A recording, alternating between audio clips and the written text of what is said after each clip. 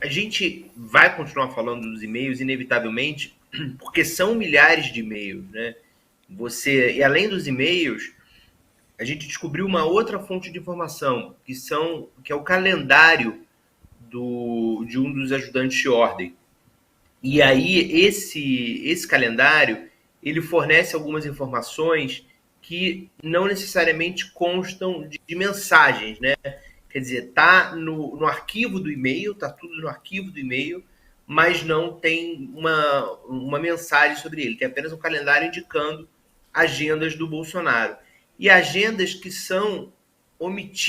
foram omitidas da agenda oficial. Então, quando a gente contrasta algumas informações que estão em e-mails, esse calendário com a agenda oficial do Palácio do Planalto, a gente vê que algumas coisas foram propositalmente ocultadas. Foi o caso na semana passada do encontro 2 horas antes de uma reunião do Banco Central com o Campos Neto, e foi também o caso agora de outros encontros que a gente descobriu que o Bolsonaro teve após a derrota para o Lula. Naqueles primeiros dias em que o Bolsonaro não vinha a público dizer que tinha perdido. Aliás, vamos lembrar, ele nunca veio naquele novembro, depois em dezembro, ele nunca veio e falou textualmente, fui derrotado, aceito o resultado, ele sempre deu uns sinais dúbios. Mas a gente está falando dos primeiros dias de novembro. Pra você ter uma ideia, uma das reportagens que a gente publicou hoje mostra que o Bolsonaro teve esses encontros fora da agenda, né, secretos, portanto, com comandantes militares no 1º de novembro e no dia 2 de novembro. Ou seja, 2 dias seguidos, o Bolsonaro, um deles um feriado, né, 2 de novembro é dia de finados, ele teve encontros secretos com os comandantes militares no Palácio da Alvorada. Vamos lembrar que ele não estava indo ao Palácio do Planalto.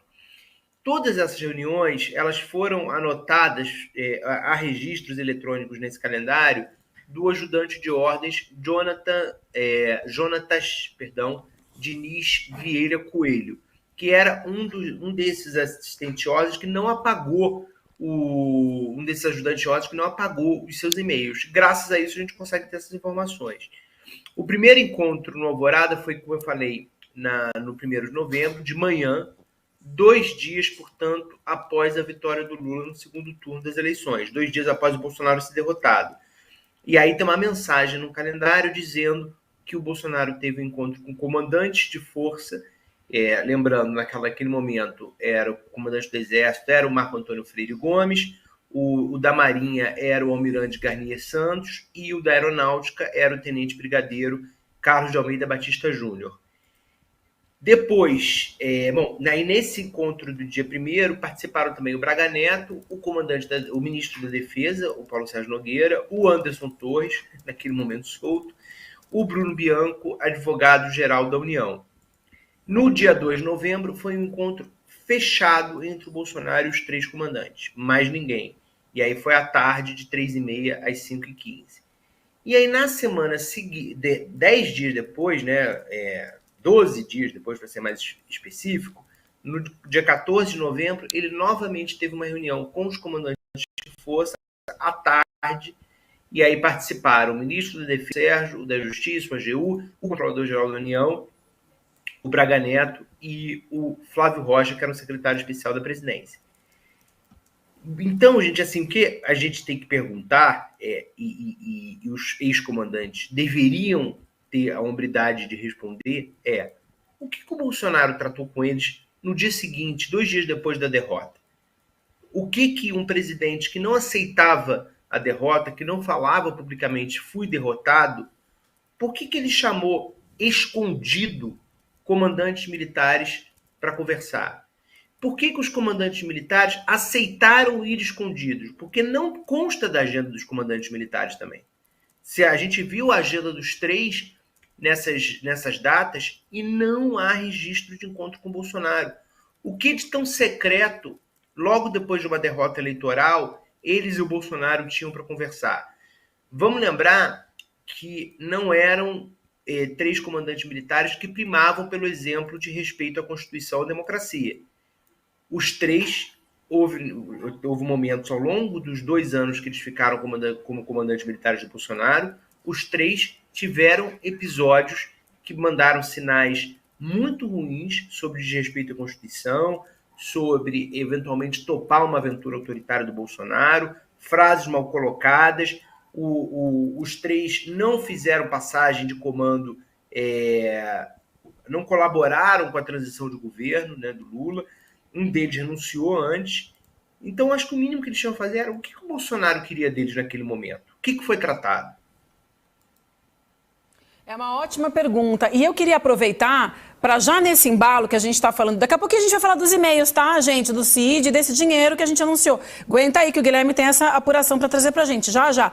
Mas vamos aproveitar que o Guilherme trouxe essa agenda secreta, que também é um tema super importante com o encontro dos militares, para falar que também teve, nesses e-mails que você apurou, encontro com ministros do STF, né? Então, no dia, 1º de novembro, Cássio Nunes Marques esteve no Palácio do Alvorada com Jorge Oliveira, ministro do TCU, que também foi indicado por Bolsonaro para o cargo. Participaram do encontro o ministro da Justiça Anderson Torres, encontro com Bolsonaro, obviamente, o ministro da Secretaria do Governo, Célio Faria, o chefe de gabinete, Pedro César, o ministro-chefe da Casa Civil, Ciro Nogueira, e o ministro da CGU, Wagner Rosário, além do senador Flávio Bolsonaro e o assessor Vicente Santini. Mas também, nesses e-mails que você apurou, a gente teve também reuniões, além do Mendonça, de Cássio, também com K, né? Seu áudio, exatamente, por favor. O Cássio Obrigada. e o André Mendonça foram ao Palácio da Alvorada escondido, que também não consta da agenda de ninguém, nem do Bolsonaro, nem dos ministros, se reunir com o presidente recém-derrotado. De novo, mesma pergunta que a gente fez para os comandantes militares, a gente fez para os 2 ministros e não responderam. Perguntamos ontem a ambos, ao Cássio Nunes Marques e ao André Mendonça. O que foi tratado com o Bolsonaro nos encontros que ambos tiveram logo após a derrota? O Lula vence o segundo turno em 30 de outubro. No dia 1º, o Cássio se reúne escondido com o Bolsonaro no Palácio da Alvorada, numa reunião que mais parecia uma reunião de governo, porque estava toda essa turma aí que você falou agora, que eram integrantes do governo. O Cássio até poderia parecia, mas o Cássio não era integrante do governo. O Cássio era ministro de um outro poder. Ele não deveria estar nessa reunião, mas ele participou como se fosse mais um auxiliar do Bolsonaro. Tudo isso anotado pelo ajudante de ordens, Jonatas Coelho, como eu falei. Noutra reunião, no dia seguinte, no feriado de finados, aí o Bolsonaro recebe para um café da manhã o André Mendonça, às 8 da manhã, num café da manhã com o Mendonça e o Rogério Marinho, que tinha acabado de ser eleito senador. Tudo também fora da agenda oficial. Então vamos reconstituir esses 2 dias do Bolsonaro, 1º de novembro e dia 2 de novembro. No dia 1º, ele se reúne com os comandantes da força, das 3 forças, e com Cássio, em agendas separadas, e com várias pessoas do seu governo. No dia 2, ele se reúne novamente com os comandantes das forças, secretamente, e com o André Mendonça. Essa turma, no mínimo, tinha que dizer o que aconteceu naquele dia. Eles foram lá prestar solidariedade para o presidente derrotado. O que eles ouviram do Bolsonaro? O Bolsonaro pediu alguma coisa? Porque naquele momento a gente não tinha do Bolsonaro uma palavra de reconhecimento da derrota, que é o mínimo que a gente espera numa democracia. Os 5 e o Bolsonaro tinham que explicar isso. Eles têm um dever de dizer o que foi conversado e, principalmente, por que esses encontros foram escondidos. Eu não escondo nada que não tem nenhum problema. Se está escondido, é porque tinha uma razão para ser escondido, e o que a gente pode imaginar é coisa não muito boa, considerando o currículo do Bolsonaro nesse tema, né, gente?